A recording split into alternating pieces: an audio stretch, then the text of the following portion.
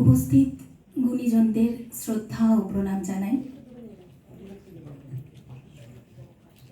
মৌসুমীকে আমার ভালোবাসা জানাই।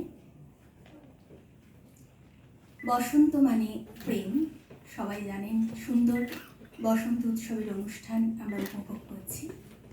আমার নিবেদন কবি জয় গোস্বামীর কবিতা মেঘ বলতে আপত্তি নেই। মেঘ বলতে আপত্তি কি? বেশ, বলতে পারি। ছাদের উপর মেঘ তাড়াতো ফুল পিসিমার বাড়ি। গ্রীষ্ম ছুটি চলছে তখন। তখন মানে কবে? আমার যদি 14, মেঘের 16-17 হবে। ছাদ থেকে হাতছানি দিত, ক্যারাম খেলবি? আয়। সারা দুপুর কাহা তোকার ক্যারাম খেলা যায়। সেই জন্যেই জোচ্চুরি হয়।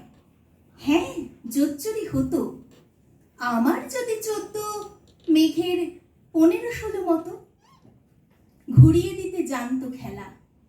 শক্ত ঘুটি পেলে জায়গা মতো সরিয়ে নিত আঙুল দিয়ে ঠেলে। শুধু আঙুল, বোর্ডের উপর লম্বা ফাঁকের ঝুল ঝপাং ফেলে ঘটিয়ে দিত ঘুটির দিকগুল। এইখানি না ওখানে, হ্যাঁ এটা না ওটা। ঝাঁপিয়ে পড়ে ছিনিয়ে নিল ঘুটির বাক্সটা। ঘুটিরও সেই প্রথম মরণ। প্রথম মরা মানে বুঝবে শুধু তারাই যারা ক্যারাম খেলা জানে। চলেও গেল কদিন পরেই মেঘ যেমন যায়। কাঠফাটা রোদ দাঁড়িয়ে পড়ল মেঘের জায়গায়। খেলা শেখাও, খেলা শেখাও, হা পিত্তিস কাক। কলসিতে ঠোঁট ডুবিয়েছিল, জল তো পুরে খাক। খাক হওয়া সেই কলসি আবার পরের বছর জলে ভরল কেমন তোমায়?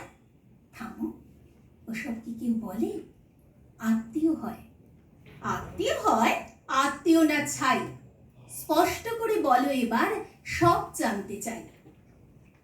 2-3 ক্লাসের বয়স বেশি। গ্রীষ্ম ছুটি হলে ঘুরেও গেছে 2-3 বছর। এই জানি সকলে। আজকে দগ্ধ গ্রীষ্ম আমার, তোমায় বলতে পারি। মেঘ দেখতাম ছাদের ঘরে, ফুল পিসিমার বাড়ি। নমস্কার।